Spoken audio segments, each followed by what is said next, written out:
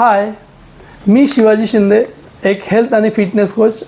आज आपण एका महत्त्वाच्या विषयावर बोलणार आहोत, तो म्हणजे आपला वेट लॉस किंवा वजन कसे नियंत्रित करायचे. तर यासाठी आपल्याला 4 गोष्टी फार महत्त्वाच्या आहेत, आवश्यक आहेत.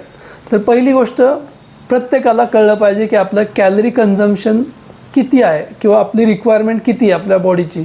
जर ती व्यक्ती घरातच काम करणारी असेल तर तिला फक्त 1200 ते 1300 कॅलरीची गरज आहे. ती व्यक्ती जर ऑफिसमध्ये जात असेल, धावपळ करत असेल तर तिला 1500 ते 1800 कॅलरीची गरज आहे. आणि जी व्यक्ती खेळाडू असेल तर तिला 2100 ते 2500 कॅलरीची गरज आहे.